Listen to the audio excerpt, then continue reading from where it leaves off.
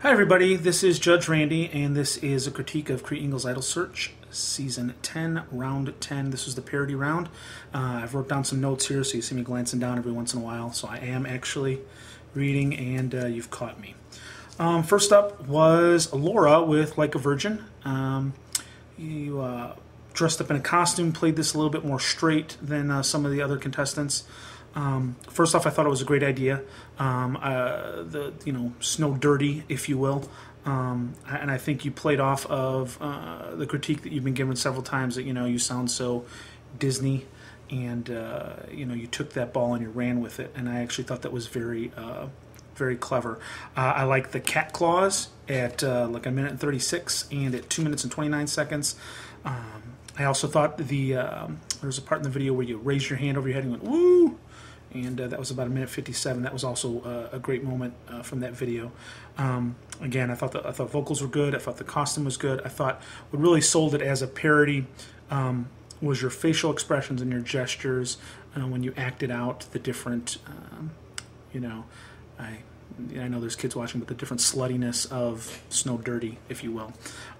The only problem I see with this just goes to kind of reinforce what some of the other judges have said about you being very Disney-ish, because you kind of played this very Disney-ish, but I think you did that on purpose and you were making fun of yourself, but we'll see in future rounds if that is the way it goes.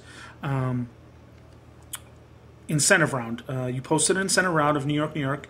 And it's funny is this is a big kind of show tuney type song, and usually that's kind of up your alley, and then you kind of pulled back a little bit on this, I think. Vocals were still great. You did have a style to it, and I liked it. It's just you could have been a little more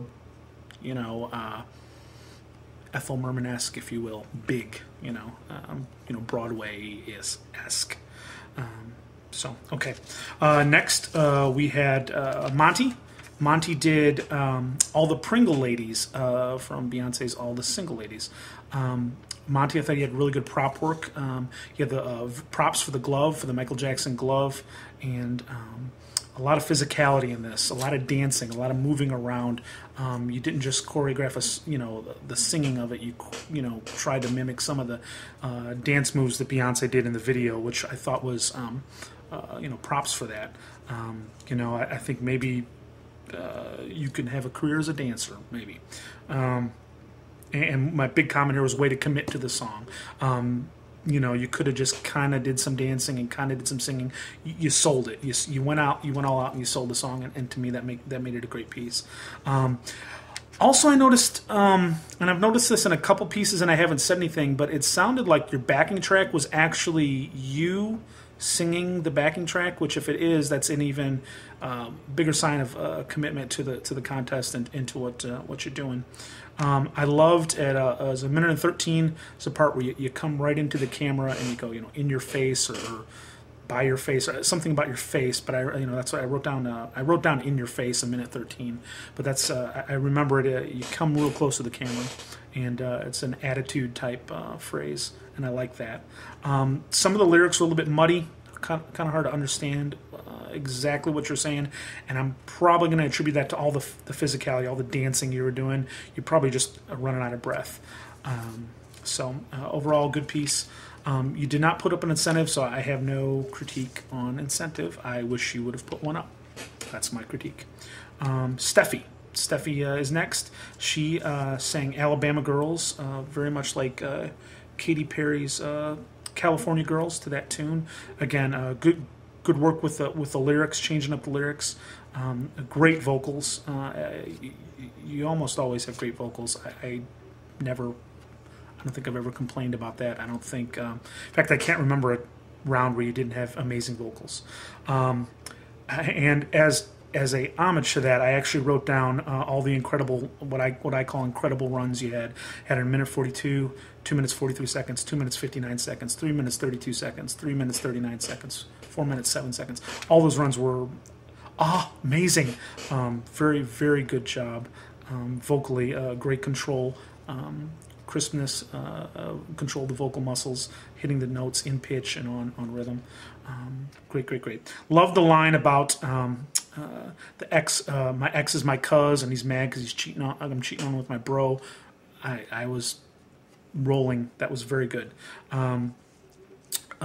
Physically, you could have gotten a little bit more into the part. You did act it out a little bit, but again, compared to someone like if you I go to my last comment with Montario, how he sold it. He went all out with it, and that's, I think, what we're still. I think some of this, maybe it's just me, maybe it's no one else, but I'm still waiting for that moment where you, for lack of a term, sell yourself for that song. You put everything out there, holding nothing back, and just give it all to us. And that's kind of what, I'm waiting for. I thought actually at 3 minutes and 55 seconds he had the oops moment, and I actually thought. Don't get me wrong, but I actually thought that was the best part of the song, not because vocally it was the best or because lyrically it was best, is because we actually saw, a lot of times I feel like you're singing almost with a mask, kind of hiding what's going on, and at that point in time we actually got to see you laugh, smile, look relaxed, and it was actually pretty good, and I'd really like to see more of that in future videos. I thought, and I don't know, I'm hoping others do as well. Incentive, you did not post an incentive, so my critique on that is I wish you would have posted an incentive so I could have something to say. Next, we have Veda with My Mozzarella, based off of Dirty Diana from Michael Jackson. Great lyrics. I think you probably did the most lyrical work of all the parodies. I think you had about a good 5 different verses you had to go through in 3 or 4 different choruses. So very good job on that, good work. I saw the glove, Michael Jackson homage, great on that. You really, and I've seen this the last couple weeks, you've really got into playing the role of the person that's doing the singing. I don't know if you want to call it acting or what you will, but getting involved and dramatically in the song, which I thought was excellent. That was throughout the whole piece. You can tell you really had a connection to it. You were feeling what you were singing. You were that person. Granted, it's making a cheese pizza, but you were that person doing that this time, and that was believable. One of the best parts that I liked is about 1:52 when you talk about the store clerk and you say, "Look the other way," and you ran off with the cheese. You stole the cheese. That was really good. High point of the song. And I have a note down here. The song was more of an epic than it was a parody. Told a great story throughout the whole piece. But there were the real comical, when you compare it to Monty's or Steffi's or even Laura's, there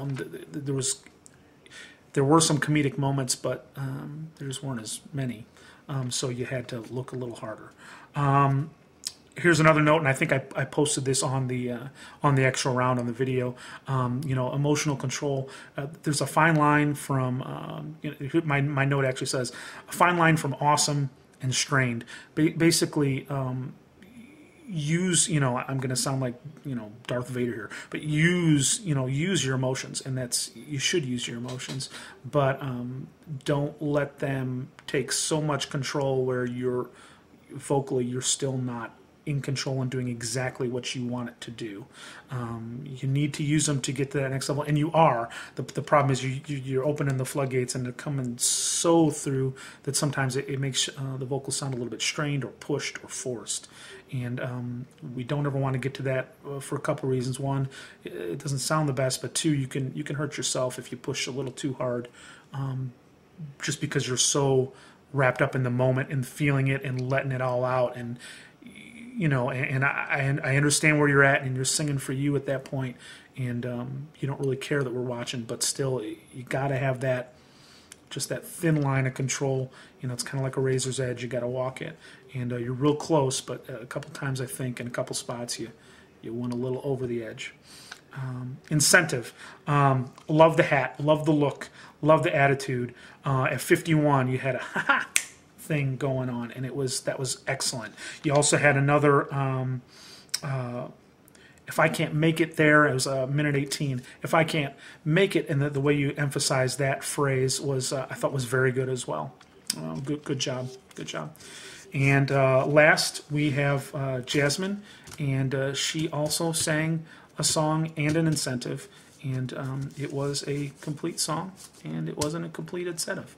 So that's my critique for round 10, season 10. This is Judge Randy. You can find me on YouTube at Daddy1Taylor.